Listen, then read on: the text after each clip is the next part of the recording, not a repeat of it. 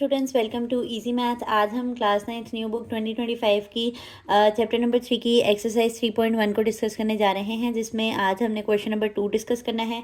पिछले लेक्चर्स में मैंने आपको क्वेश्चन एक्सरसाइज नंबर 3.1 के लिए जितने भी बेसिक कॉन्सेप्ट्स थे वो प्रीवियस वीडियोस में दिए हैं। आप उनको एक दफ़ा लाजमी देखा करें, क्योंकि यूँ आपको क्वेश्चन को समझने में बेटर अंडरस्टैंडिंग मिलती है, क्योंकि आपके पीछे से बेसिक स्ट्रॉन्ग होकर आई होती हैं। लेकिन अगर आप हमारी वीडियो पे फर्स्ट व्यूवर के तौर पर भी हैं, फिर भी मेरी कोशिश होती है कि सारी बेसिक्स दोबारा से एक दफ़ा रिवाइज़ करवा दूं, ताकि नए स्टूडेंट्स को जिन्होंने प्रीवियस वीडियोस को नहीं देखा हुआ उनको भी कोई मसला ना हो।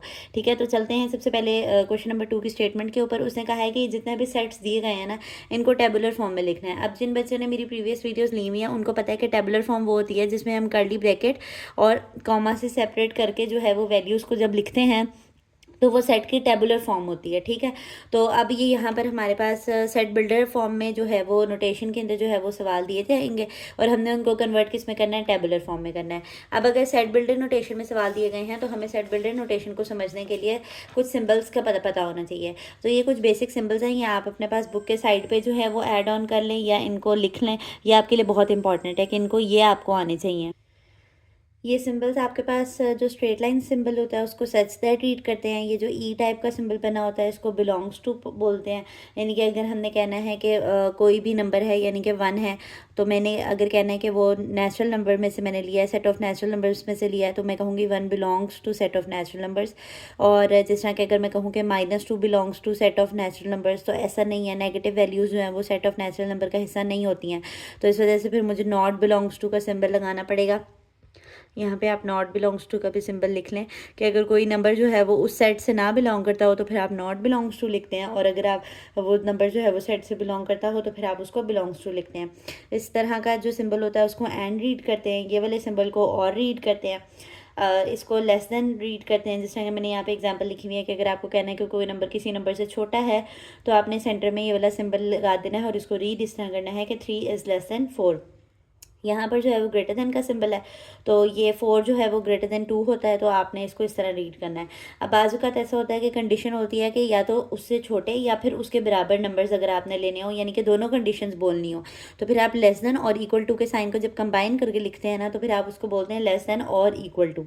ठीक है, इसी तरह ग्रेटर देन और इक्वल टू का सिंबल होता है, और ये जो उल्टा ए लिखा होता है इसको बोलते हैं फॉर ऑल। यानी कि कोई अगर नंबर्स हैं तो फिर हम कहेंगे कोई नंबर सारे ही नेचुरल नंबर्स हैं तो फिर हम कहेंगे for all n belongs to n, यानी कि सारे के सारे नेचुरल नंबर्स। अब ये आप अपने पास जो है वो नोट डाउन कर लें। अब हम अपने चलते हैं सोल्यूशन की तरफ। पहला सेट है आपके पास x such that x is a multiple of 3 and x is less than and equal to 36। देखें, हमें सिंबल्स का पता था तो हमने कितनी इजीली इसको ट्रांसलेट कर लिया इंग्लिश के अंदर। अब वो क्या कह रहा है कि ये 3 के मल्टीपल्स का सेट है, और वो 3 के मल्टीपल्स मैंने लेने कहाँ तक हैं, छोटे लेने हैं 36 तक, और 36 से छोटे और 36 को भी शामिल करना है क्योंकि इक्वल टू का साइन डला हुआ है ना। तो बस अब आपने 3 के मल्टीपल्स लिखने हैं, 3 6 9, 9 से आगे 3 4 ज़ा क्या होता है 12, 3 5 ज़ा 15। यानी कि ये जो मैंने डॉट डॉट डॉट डाले ना, इसके अंदर 3 के वो सारे मल्टीपल्स भी हैं जो कि अगले टेबल पे आते हैं। और जाना कहाँ तक था, 36 तक। यानी कि 3 जो है वो 3 को किस तरह मल्टीप्लाई करें 36 से, कौन से नंबर से मल्टीप्लाई करें, यानी कि 3 को 12 से मल्टीप्लाई करें तो ये 36 तक जो है वो हमें आंसर मिल जाएंगे। तो बस यही लिखना था हमें इसको टेबुलर फॉर्म के अंदर करके। ठीक है, नेक्स्ट है आपके पास x such that x belongs to set of real numbers. Real number से आपके नंबर का ताल्लुक है, and 2x + 1 is equals to 0। अब सेट ऑफ रियल नंबर्स क्या होता है, आपके पास जो सेट ऑफ रियल नंबर्स होता है ना वो सारे सेट्स का कॉम्बिनेशन होता है। यानी कि set of natural numbers, set of whole numbers, set of integers, set of irrational number, set of rational number, इन सब को मिला के जो है वो एक बड़ा सेट बनता है जिसको हम सेट ऑफ रियल नंबर्स कहते हैं। बेसिकली अगर सिंपल शॉर्ट टर्मिनोलॉजी में बताऊं तो रैशनल और इरेशनल का यूनियन जो है वो आपके पास रियल नंबर्स होते हैं। ऑटोमेटिकली वो उसमें हर किस्म की टाइप के नंबर्स आ जाते हैं। ठीक है, तो अब हम इसको सॉल्व करते हैं इस एक्सप्रेशन को और देखते हैं कि टेबुलर फॉर्म में क्या लिखेंगे हम। ये मैंने यहाँ पे एक्सप्रेशन लिख लिया, 2x + 1 इज इक्वल्स टू 0। +1 को हम दूसरी तरफ लेके जाएंगे तो ये क्या हो जाएगा, -1 हो जाएगा। 2 अगर x के साथ मल्टीप्लाई हो रहा है तो यहाँ पर जाकर क्या हो जाएगा, डिवाइड। अब आप देखें ये एक रैशनल नंबर आया है और ये रैशनल होने के साथ साथ नेगेटिव भी है, यानी कि ये रैशनल नंबर है जिसको p/q फॉर्म में लिख सकते हैं, और नेगेटिव यानी कि ये सेट ऑफ इंटीजर्स में से ये वैल्यू ली गई है। नेगेटिव वाली, लेकिन है कौन सी फॉर्म की, पी वाई क्यू फॉर्म की। तो ये रियल नंबर्स में से हो सकता है, तो मैं टेबुलर फॉर्म में क्या करूँगी कि इसको ब्रैकेट में करके वैल्यू को लिख दूंगी। ठीक है। नेक्स्ट है हमारे पास x such that x belongs to set of prime numbers. P से प्राइम नंबर्स को डिनोट करते हैं, and x is less than 12। अब less than and equal to नहीं लिखा हुआ, इक्वल टू का सिंबल नहीं है, तो हमने वो वाले प्राइम नंबर्स लेने हैं जो कि सिर्फ 12 से छोटे होंगे, यानी कि 12 को हम नहीं इंक्लूड कर सकते अब। तो मैंने आपको बताया था कि प्राइम नंबर्स वो नंबर्स होते हैं जो कि जिनके दो फैक्टर्स होते हैं। फैक्टर से मुराद क्या होता है कि उनको डिवाइड करने वाले दो नंबर्स होते हैं।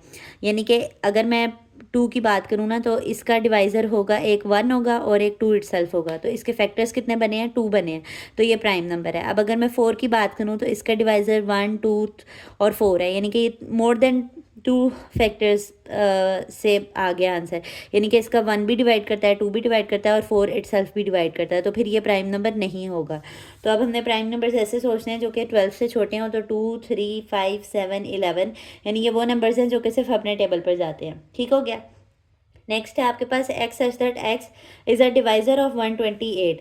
अच्छा, ये बहुत मज़े का क्वेश्चन है। उसने कहा है कि 128 के ना डिवाइजर्स निकालें। अब कोई छोटा नंबर हो ना तो उसके तो हम यूं ही टेबल पढ़ के निकाल सकते हैं, लेकिन अगर कोई बड़ा नंबर होता है ना तो उसको निकालने के डिवाइज़र कह लें या फैक्टर कह लें, एक ही बात होती है। उसको निकालने का ये तरीका होता है कि आप 1 से शुरू करते हैं और लिखना शुरू करते हैं कि वो नंबर किस पे आता है। अब 1 के टेबल में तो 128 पे ही आता है। 2 के टेबल में कैलकुलेटर यूज़ करते हैं साथ साथ। 128 2 के टेबल में कहाँ पर आता है, 64 पर आता है। ठीक है। और 3 के टेबल 128 को 3 के टेबल पे डिवाइड करें तो ये पॉइंट्स में आंसर दे रहा है, यानी कि 3 इसका फैक्टर नहीं है। 128 को अगर हम 4 पे डिवाइड करें तो 4 कर रहा है इसको डिवाइड, तो ये क्या आ जाएगा, 32।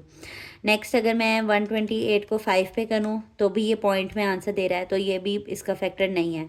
पॉइंट में जब आंसर आ जाए ना, यानी वो उसका पूरा डिवाइड नहीं कर रहा, तो फिर ऑब्वियस सी बात हो जाती है कि वो उसका फैक्टर नहीं है। ये 6 भी फैक्टर नहीं है।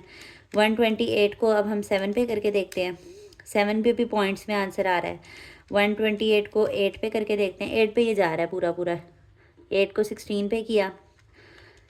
जो फैक्टर चेक कर किए जाते हैं ना, वो 9 या 10 तक किए जाते हैं। ठीक है। उससे आगे रिवर्स में हम ले लेते हैं। ये देखें, ये भी पॉइंट्स में जा रहा है और 10 के टेबल में तो ये वैसे भी नहीं जाएगा। अब जो फैक्टर्स हैं ना, वो बेसिकली आपके पास इनका रिवर्स ऑर्डर होता है, यानी कि 1, 2, 4, 8, 16, 32, 64, 128। तो हमने डिवाइजर्स ही बताने थे, तो ये देखें, ये वही आए हैं नंबर्स जो कि मैंने कैलकुलेट किए हैं, 1, 2, 4, 8, 16, 32, 64 एंड 128। तो इस तरह जो है वो आप किसी भी नंबर के फैक्टर्स निकाल सकते हैं जिनको डिवाइजर्स भी कहा जाता है। नेक्स्ट है आपके पास x such that x is equal to 2 power n, और n का ताल्लुक सेट ऑफ नेचुरल नंबर से है, और n आपने लेस देन 8, यानी कि यहाँ पे जो पावर्स डालनी है ना, वो आपने 8 से छोटे नंबर्स डालने हैं। 8 से छोटे का क्या मतलब है कि 7 तक जाना है। तो अब 7 तक डालकर देखें इसके अंदर नंबर्स। 2 की पावर n फॉर्मूला है ना हमारा, n की जगह पे नेचुरल नंबर्स हैं तो 1 से स्टार्ट करेंगे। 2 की पावर 1 लिया तो 1 आ गया, 2 की पावर 2 लिया तो 4 आ गया, 2 की पावर 3 लिया तो 8 आ गया, 2 की पावर 4 लिया तो 16 आ गया, 2 की पावर 5 32, 2 की पावर 6 जो है वो आपके पास आता है 64, 2 की पावर 7 128। अब यहाँ पे लेस देन का ही साइन है, यानी कि 8 से छोटे लेने में 8 को नहीं इंक्लूड कर सकती। अगर यहाँ पे इक्वल टू का साइन होता तो फिर मैं 8 को भी इंक्लूड करती।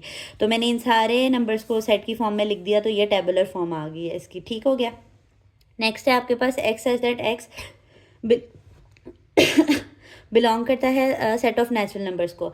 अब एक्स का ताल्लुक नेचुरल नंबर से है, and x plus 4 is equal to 0, तो फिर x प्लस 4 जो है वो 0 के बराबर है। जिस तरह हमने अभी ये वाला क्वेश्चन किया था, तो पहले हम एक्सप्रेशन को लिख के देखते हैं। तो +4 को इक्वल के दूसरी तरफ लेके जाएंगे तो -4 आ जाएगा। अब जो सेट ऑफ नेचुरल नंबर्स है ना, उसमें सिर्फ और सिर्फ पॉजिटिव वैल्यूज़ होती हैं, यानी कि अगर मैं नेचुरल नंबर आपको लिख के दिखाऊँ तो वो 1 से स्टार्ट होते हैं, 1, 2, 3 और अप टू सो ऑन। ये एक इनफाइनाइट सेट है, तो इसमें नेगेटिव वैल्यूज़ कभी भी नहीं आ सकती हैं, जबकि हमारी कंडीशन है कि वो सेट ऑफ नेचुरल नंबर होना चाहिए। तो फिर हमने कहना है सिंस, ये 3 डॉट्स को सिंस बोलते हैं। आपने कहना है कि जैसा कि हमें पता है कि -4 जो है वो सेट ऑफ नेचुरल नंबर से बिलोंग नहीं करता है, तो फिर इसकी टेबुलर फॉर्म ये होगी कि एम्प्टी सेट आएगा, यानी कि ये इसमें बिलोंग कर ही नहीं सकता है, इसको मैं इस तरह लिख ही नहीं सकती हूँ, तो ये गलत बात है। इसलिए मैंने अपना सेट खाली छोड़ देना है, चाहे आप इस तरह लिख के छोड़ दें या चाहे आप यूँ एम्प्टी सेट का सिंबल डाल के लिख लें। ठीक हो गया। नेक्स्ट है आपके पास x such that x set of natural numbers and x is equal to x। ऐसे नंबर्स डालने हैं जो अपने ही बराबर हों। 1 1 के बराबर होता है, 2 2 के बराबर होता है, 3 3 के बराबर होता है और 4 4 के बराबर होता है। आगे उसने क्योंकि हमें कोई लिमिट नहीं बताई हुई कि कहाँ तक के नेचुरल नंबर्स लिखने हैं, तो फिर हमने भी अप टू सो ऑन कह देना, यानी कि ये कंटिन्यूड है, चलता जा रहा है। ठीक हो गया। लास्ट क्वेश्चन है इसका, x such that x belong कर गया है सेट ऑफ इंटीजर्स में। अब सेट ऑफ इंटीजर्स क्या होते हैं? जिसमें ज़ीरो हो, प्लस माइनस वैल्यूज़ हों, यानी कि पॉजिटिव वैल्यूज़ हों और नेगेटिव वैल्यूज़ हों, and 3x + 1 is equals to 0। अब ये वाले एक्सप्रेशन को ना मैंने यहाँ पे साइड पे रफा के तौर पे लिख लिया है। +1 को उधर लेके जाएंगे तो -1 आ जाएगा। 3 मल्टीप्लाई हो रहा है, इधर ले जाके डिवाइड कर देना आपने। x इसके बराबर आ गया -1/3 के। अब आप देखें उसने हमें कहा था कि सेट जो है वो इंटीजर्स का है, और मैंने आपको कहा है कि इंटीजर्स के सेट को किस तरह लिखते हैं?